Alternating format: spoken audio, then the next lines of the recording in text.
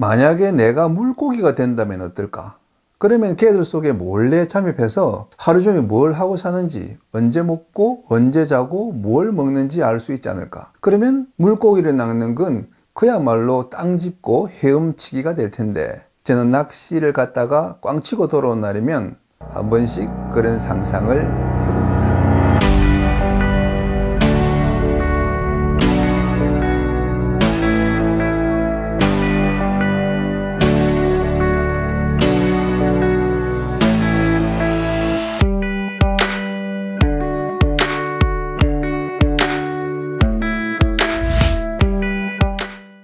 지구상의 동물 가운데 사람을 비롯한 포유류는 약 5,400종에 달합니다. 조류는 9,000종, 파충류가 7,900종, 양수류가 3,200종입니다. 그런데 물고기는 무려 25,000종이나 됩니다. 포유류, 파충류, 양수류, 조류를 다 합친 것과 비슷한 양이죠. 더구나 아직도 많은 미발견종이 심해 또 오지에 남아 있습니다. 물고기는 사람이 접근할 수 없는 곳에 살기 때문에 그들의 생은 베일에 가려져 있습니다.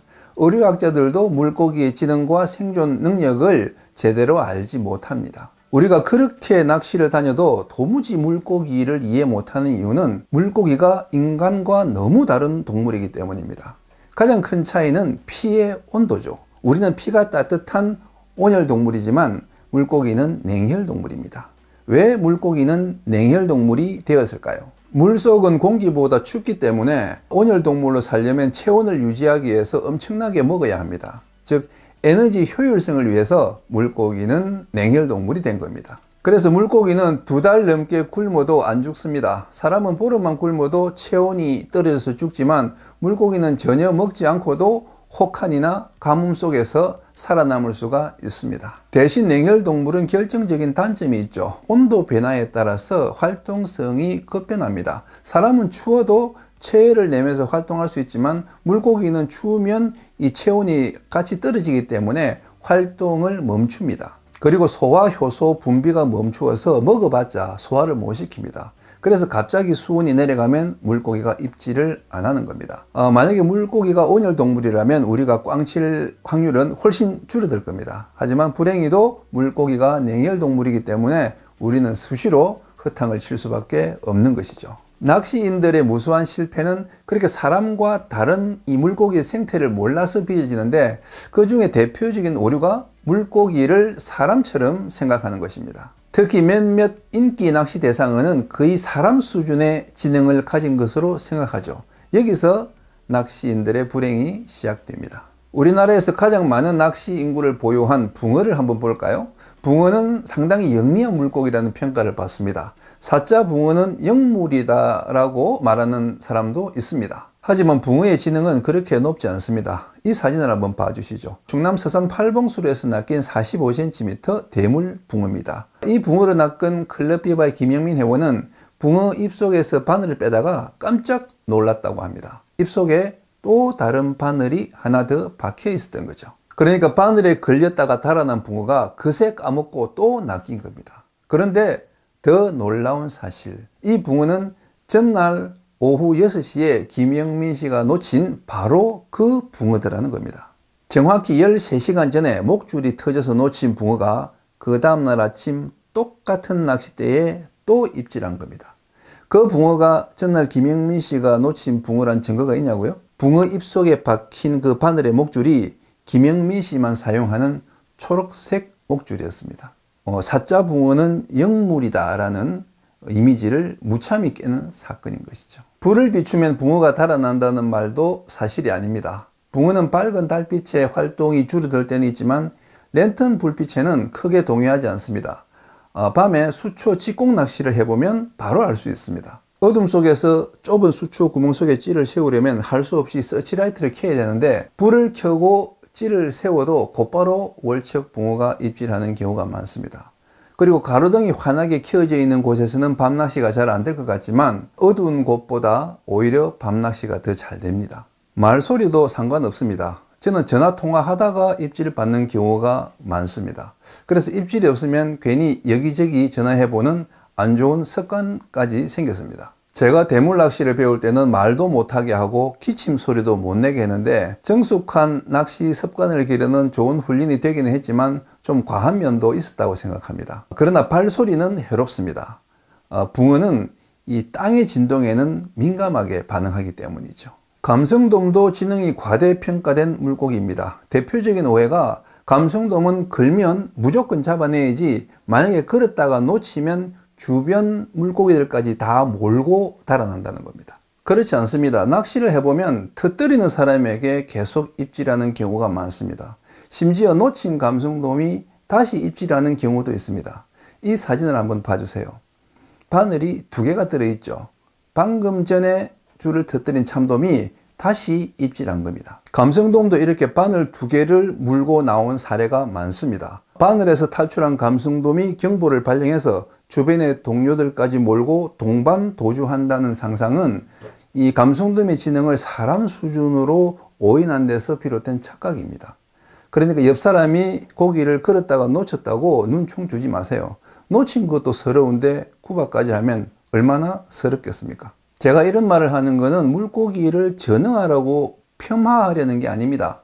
낚시 대상어를 미화하거나 우상화하지 말고 있는 그대로 이해하자는 겁니다. 물고기를 사람으로 착각하면 물고기 생태와 안 맞는 솔루션이 탄생하게 되는데 미끼에 그런 오류가 많습니다. 우리는 갓 반죽한 신선한 떡밥이라야 지버력을 발휘한다고 알고 있지만 물고기는 약간 시큼하게 발효된 떡밥을 더 좋아할 수 있습니다. 붕어의 먹성이 약할 때 갓 개봉한 캔 옥수수보다 하루쯤 지나서 신내가 나는 옥수수를 쓰면 더 잘 낚입니다. 사람의 코에는 썩은 냄새지만 물고기 코에는 소화하기 좋게 발효된 향기일 수가 있는 거죠. 새우를 미끼로 붕어 낚시를 해봐도 산 새우보다 죽은 새우에 입질이 잦습니다. 왜 그럴까요? 살아있는 상태의 새우는 동작이 빠르기 때문에 붕어가 쉽게 사냥할 수 있는 먹이가 아닙니다. 그래서 자연 상태의 붕어는 산새우보다 죽은 새우나 병든 새우를 주로 먹게 되고 그래서 미끼도 죽은 새우에 빨리 반응하는 것이죠. 떡밥의 바닐라 향이나 딸기 향도 물고기를 지부하는 향이라기보다 낚시인들을 유혹하기 위한 향으로 봐야 됩니다. 루어 낚시용 웜에 뿌리는 지부액이 있는데 냄새가 정말 지독합니다. 하지만 그 악취가 광어나 볼락에겐 향수처럼 느껴진다는 거죠. 물고기의 여러 능력, 시력, 청력, 후각 중에서 특히 관심을 끄는 것은 시력입니다. 과연 물고기는 낚싯줄과 낚싯바늘을 식별할 수 있을까? 낚시인들의 최대 관심사죠. 물고기의 시력은 아주 약합니다. 사람 시력의 7분의 1 수준이라고 합니다. 그래서 정확한 이 사물의 형태는 보지 못하고 실루엣을 통해서 크기만 판별할 수 있습니다. 루어와 베이트 피쉬를 구별하기가 어렵고 미끼 속에 묻힌 낚싯바늘은 거의 보지 못합니다. 하지만 목줄의 경우에는 가까운 거리에서는 식별하는 것으로 판단됩니다. 그것을 흔히 목줄을 탄다고 표현하죠. 가는 줄을 쓰면 입질하던 물고기가 굵은 줄로 바꾸면 입질하지 않는 사례가 실제로 많이 나타나고 있습니다. 저는 울릉도에서 목줄을 타는 체험을 했습니다. 밑밥을 뿌리니까 부시리들이 뜨는데 3호 목줄에는 입질하지만 5호 목줄에는 입질을 안 하는 겁니다.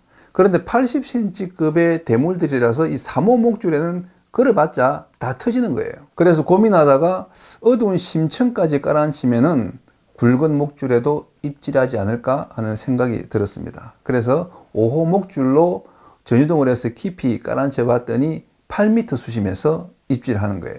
그런 식으로 부시리 2마리를 건져 올렸습니다. 그날 이후 저는 이물색과 수심에 따라 목줄을 타는 정도가 달라진다는 사실을 거듭 확인했습니다. 물이 맑거나 3, 4m 상층에서 입질할 때는 목줄을 타지만 물이 흐리거나 7, 8m 심층에서 입질할 때는 목줄을 타지 않았습니다. 그래서 물고기가 목줄을 탄다는 말은 반은 맞고 반은 틀린 겁니다. 상층을 노리는 뱅에돔 낚시는 목줄을 타지만 심층을 노리는 참돔 낚시나 감성돔 낚시는 목줄을 크게 타지 않습니다. 그리고 물속이 어두운 해그름이나 새벽에는 어종에 상관없이 굵은 줄을 써도 잘 낚입니다. 감성돔 낚시의 경우에는 2호 이하 목줄이면 상관없다는 게 정설입니다. 즉 1.5호 목줄과 2호 목줄의 입질 빈도 차이는 없고 다만 2.5 이상의 목줄을 쓰면 입질 빈도가 줄어든다는 거죠. 하지만 뱅에돔은 가는 목줄을 쓰는 것이 유리합니다. 2호 목줄보다 1.5호 목줄을 쓰면 입질 빈도가 더 늘어납니다. 하지만 뱅에돔 씨알이 커서 1.5호 목줄이 계속 터지는 상황이라면 아까 말씀드린 그 울릉도 부시리 낚시의 경우처럼 굵은 줄로 바꾸고 대신 깊이 노리는 전략으로 큰 뱅에돔을 낚아낼 수가 있습니다. 물고기가 생명이라는 말도 있는데 물고기는 색깔을 구분할 수 있습니다. 6m 이내의 얕은 수심에선 파장이 긴 빨간색을 잘 보고 10m 이상의 깊은 수심에선 파장이 짧은 파란색을 잘 본다고 하죠. 빨주노초 파남보 무지개색에서 빨강 쪽은 얕은 수심, 보라 쪽은 깊은 수심에서 잘 보인다고 이해하시면 됩니다. 얕은 연안에서 에깅을 할 때 빨간색과 주황색 에기가 잘 듣고 깊이 내리는 선상 낚시를 할 때 초록색과 파란색 타이라바가 잘 먹히는 이유는 각 수심마다 물고기가 잘 보는 색깔이 다르기 때문입니다. 특히 꼭 알아두셔야 할 게 있는데 물고기는 사람과 달리 동체 시력이 발달해 있다는 겁니다. 동체 시력이란 움직이는 물체를 인지하는 시력입니다. 물고기는 사람처럼 이렇게 돌아가지 않고 고정되어 있기 때문에 움직이지 않는 물체는 잘 분간하지 못합니다. 그래서 미끼가 가만히 있을 때보다 움직일 때 더 잘 보이는 것이죠. 찌낚시를 할 때 조류가 흘러줘야 입질이 잦은 이유는 정지한 크릴보다 흘러가는 크릴이 물고기 눈에 더 잘 보이기 때문입니다. 그리고 광어나 우럭이 루어에 잘 낚이는 이유도 정지에 있는 생미끼보다 움직이는 루어가 걔네들 눈에는 더 잘 보이기 때문입니다. 제가 붕어 대물 낚시를 배울 때 선배님들은 미끼를 자주 갈아주지 말라고 했지만 사실은 자주 갈아주는 게 좋았습니다. 여러분도 기억을 더듬어 보세요. 입질이 하도 없어서 미끼를 새로 갈아주면 바로 입질하는 경우가 많았죠. 그것은 싱싱한 미끼로 바꾸어져서 그런 게 아니라 붕어의 동체 시력이 떨어지는 그 미끼를 인지하고 쫓아와서 덥석 삼킨 겁니다. 미끼를 풍덩풍덩 던지면 그 물소리에 겁을 먹고 도망칠 거라는 생각은 물고기를 사람으로 오인한 데서 오는 오류입니다. 활성도가 낮을 때는 풍덩 소리에 경계심을 품을 수 있지만 활성도가 높을 때는 그 소리를 듣고 쫓아옵니다. 그래서 입질이 활발한 시간에는 미끼를 자주 던져주면 더 많이 잡습니다. 물고기를 낚는데 가장 중요한 것은 채비나 찌맞춤 같은 테크닉이 아니라 물고기의 생태를 이해하는 것입니다. 물고기가 뭘 좋아하는지 알 수 없는데 어떤 채비나 기법이 좋을지 어떻게 알 수 있겠습니까? 물고기의 생태를 빨리 이해하고 물고기 곁에 더 빨리 다가가는 비결은 물고기 입장에서 생각하는 습관입니다. 낚시와 사냥의 차이가 뭐죠? 사냥은 내가 쏘아서 잡는 거지만 낚시는 물고기가 물어주어야 잡는 겁니다. 즉 결정권이 나한테 있는 게 아니고 물고기한테 있다는 거죠. 그래서 물고기를 낚으려면 물고기가 안심하고 미끼를 먹을 수 있는 환경을 마련해 줘야 됩니다. 그런데 고기 못 낚는 사람들 보면 자기 위주로 낚시합니다. 차대기 좋은 곳에, 의자 놓기 편한 곳에 자리를 잡고 자, 나는 여기서 낚시할 테니까 물고기 네가 이쪽으로 와. 이런 식으로 낚시를 합니다. 하지만 고기를 잘 낚는 사람들은 물고기의 입장에서 바라봅니다. 물고기야 어디 있니? 내가 그쪽으로 갈게.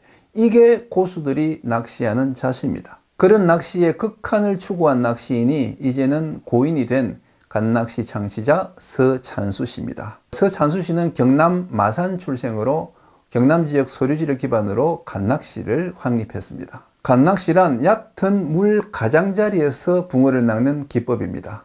서찬수 씨는 타고난 관찰력과 상상력으로 사람만 없으면 붕어는 물가로 나와서 먹이를 찾는다는 사실을 발견했습니다. 낚시인이 물가에서 물러나서 인기척을 줄여주면 붕어는 평소대로 물가로 나와 미끼를 먹는다.